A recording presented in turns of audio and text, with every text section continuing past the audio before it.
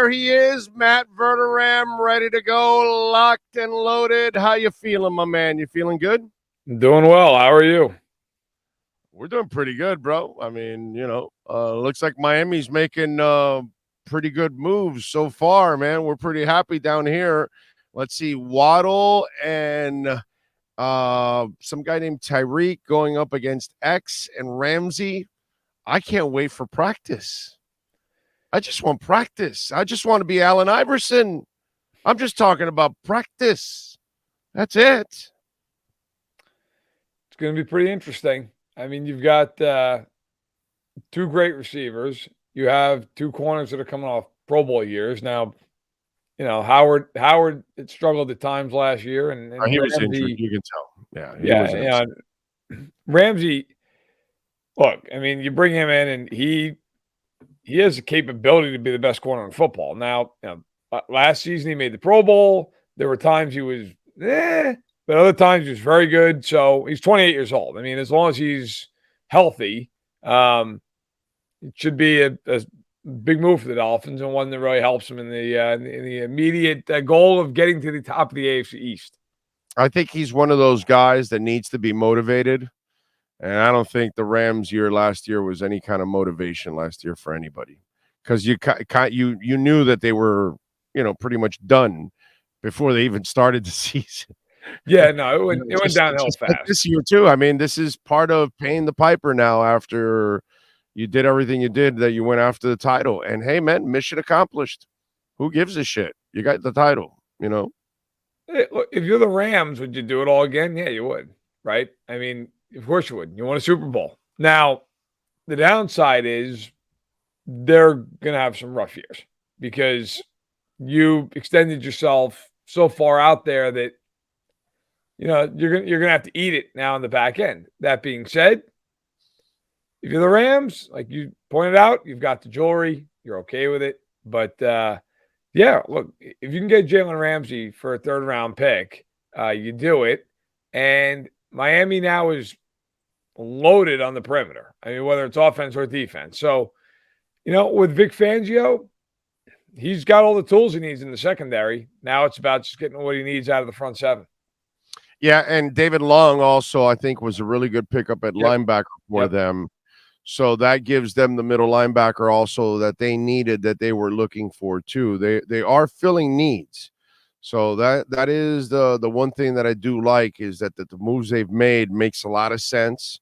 I like the combination of running backs last year. To me, it was more about McDaniel committing to it, and you got to fix that left guard and that right tackle. And if you're fixing that, then the running backs will look at, I mean, one guy averaged 4.5. Well, actually, both of the guys averaged 4.5 yards, a carry last year. So it's not like they weren't productive. It's really about, one of the things I said here, I've talked about in the last couple of weeks.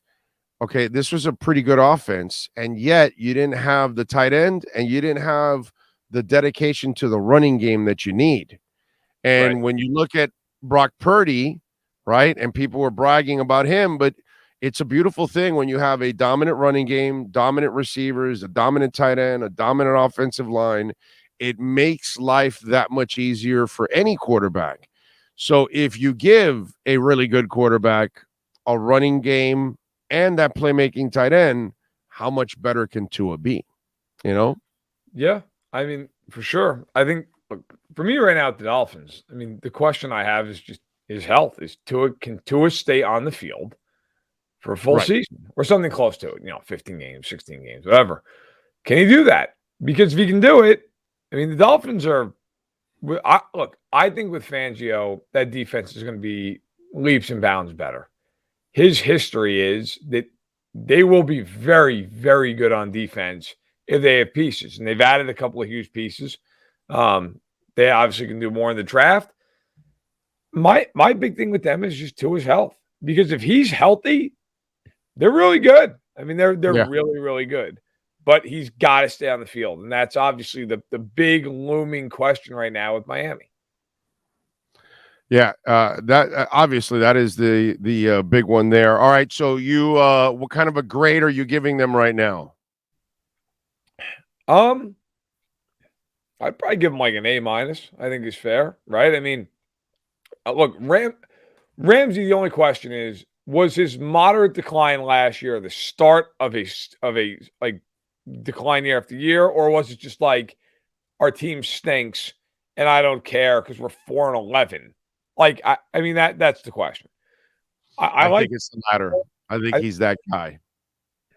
so I think Miami's done a good job. And if you look at the division, the Jets still don't have a quarterback, assuming they're going to get Rodgers, but like, and then the Pats have done nothing of note, and the Bills lost Edmonds.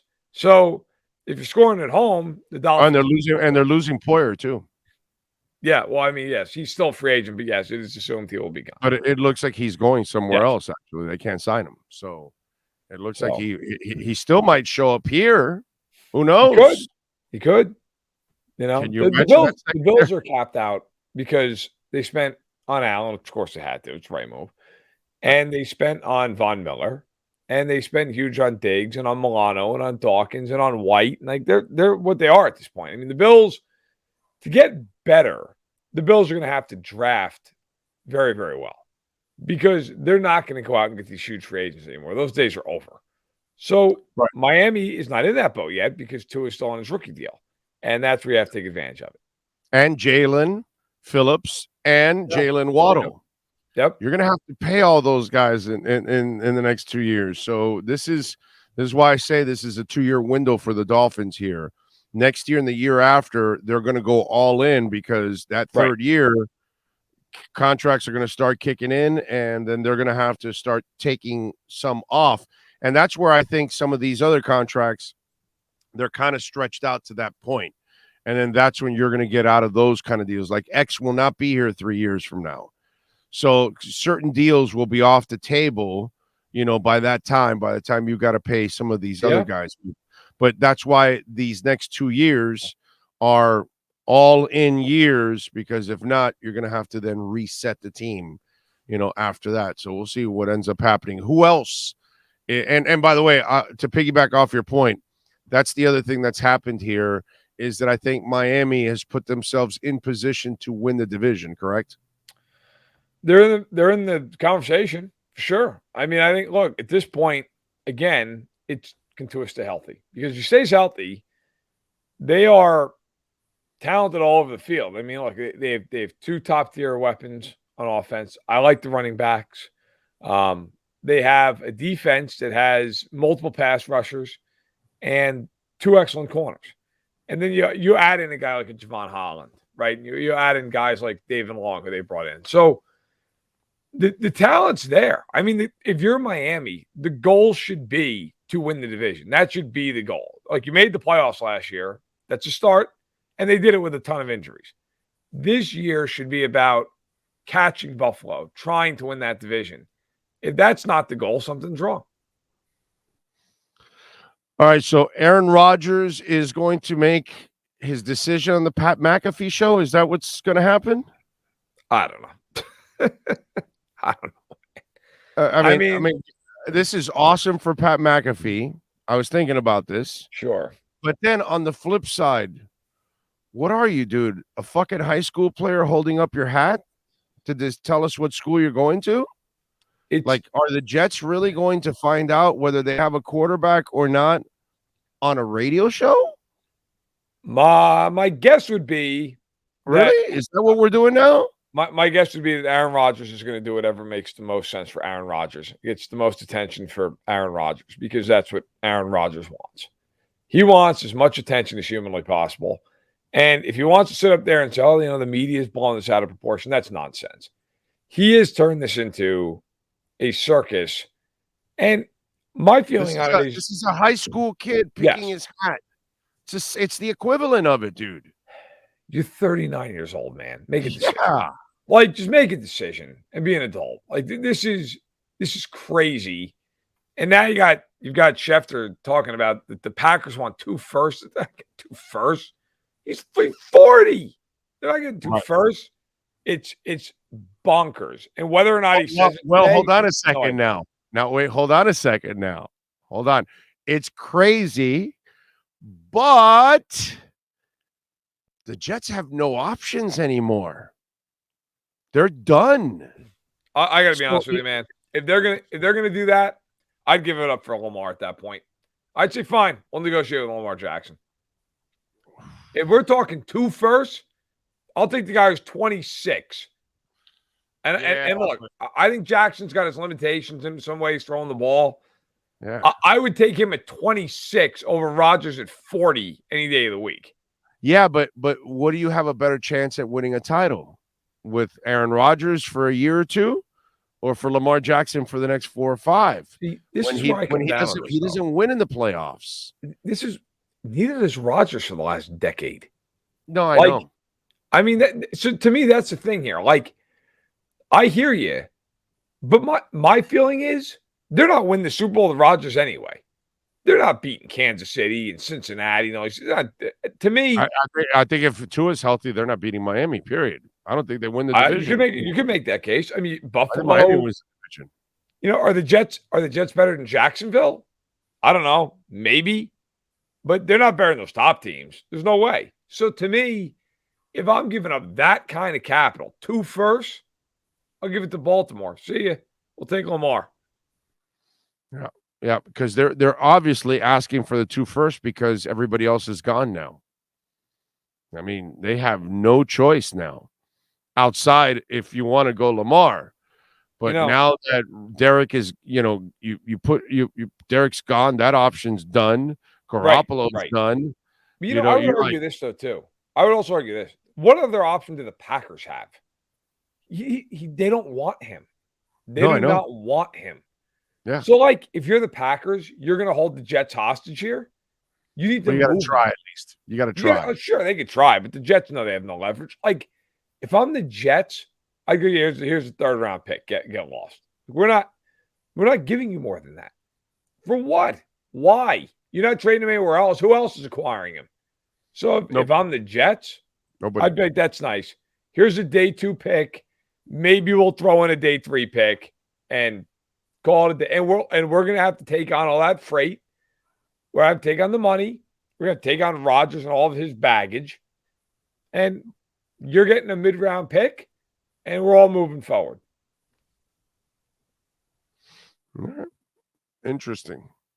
Who else is standing out to you in free agency?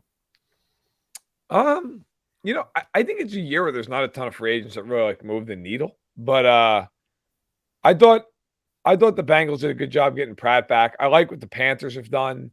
They got Von Bell. They added Hayden Hurst. They added Andy Dalton. They're not life-changing moves, but they're quality moves. I think they're good moves. I think Atlanta's done pretty well. They got Jesse Bates on a big deal. They were able to keep Caleb McGarry.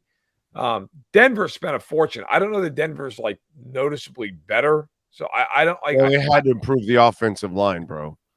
So they got McGlinchey, who, listen, he's a good run blocker. He's not a great pass protector, but he's a good run blocker.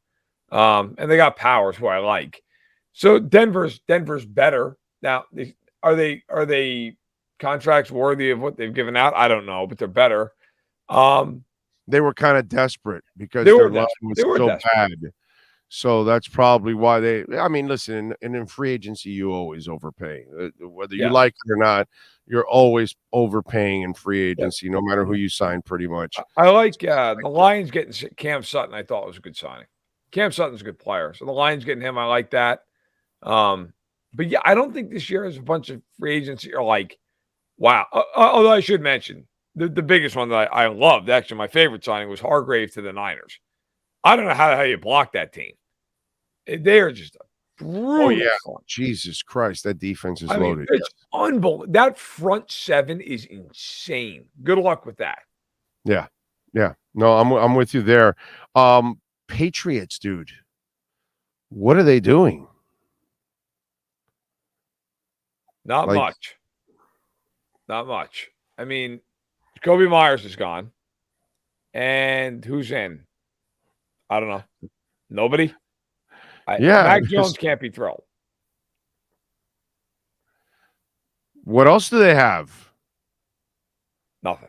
Devontae Parker and the tight ends. I mean Well, they are falling hard, my brother. there's I not mean much going on. hard, huh? There's not much going on. They haven't added anybody of note. And you look at them and you're like, where is this going? What are you doing? I don't I don't know what the thought process is, but they're in a spot now where that offense is just toothless. I mean, unless Stevenson rushes for $150, like you're kind of screwed. They're not throwing the ball against anybody. I would imagine that draft is going to be loaded with trying to get weapons because they need that badly, dude. By the way, we have some news. The Saints are signing Kalen Saunders, the defensive tackle from your Kansas City Chiefs, brother. Yeah, he's a really nice player. He's a nice rotational piece. Good interior pass rusher. Big physical guy. Against the run, you'll probably rotate him out a little bit, but against the pass, he's a nice player. I wouldn't be surprised if he gets 5 sacks, 6 sacks for the Saints on the interior. So he was a guy the Chiefs I don't think felt like maybe they could afford with some of their other things that they've done. But he's a nice pickup for the Saints. I like that signing a lot. All right. We look at outside of free agency. What do you think the Panthers do with their draft pick? Because you talked about you like what the Panthers did. One of the things in getting Andy Dalton, they kind of have that bridge guy now to get to the young guy. So if you have that pick, which they do now, where are you going?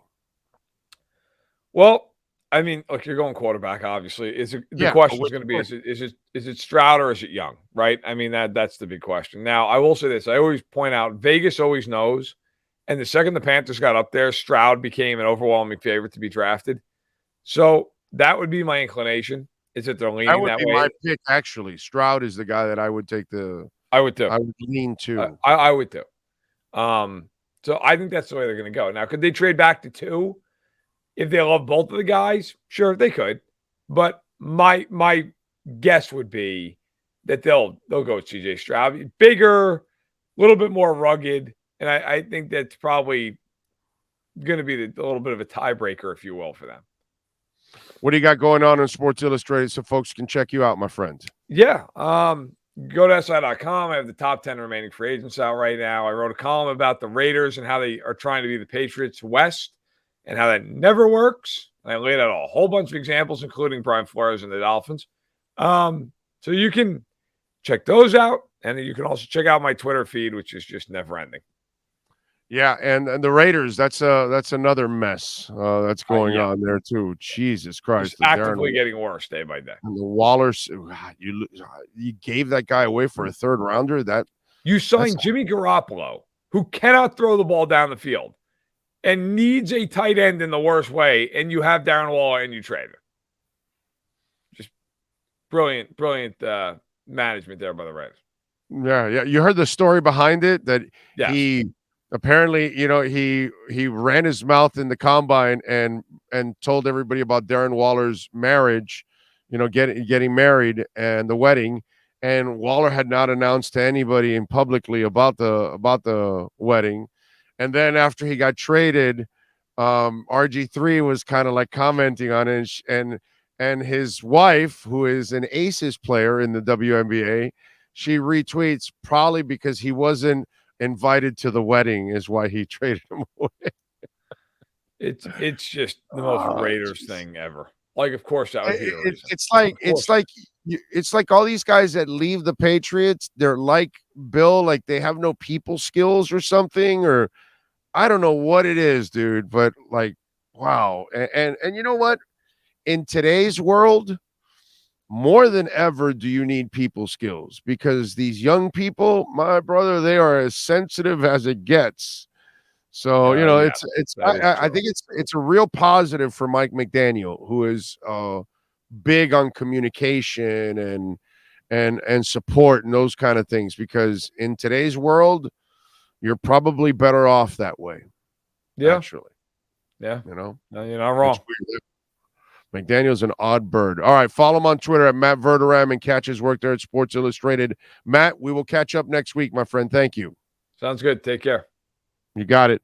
RedRecover.com, folks. You want to get 10% off? Do it now. Go to RedRecover.com, and we've got wraps for everything. Sore shoulder, elbows, knees, back, neck, you name it. We've got a wrap for it. The ankles, the bottom of the feet. We got our hats also. Hats are in. They are awesome. Got to check it out, too. Go to RedRecover.com, folks, and get 10% off. Use our code BIG-O. Now, the wraps for the dogs, we have those at 30% off. So take advantage of that at redrecover.com.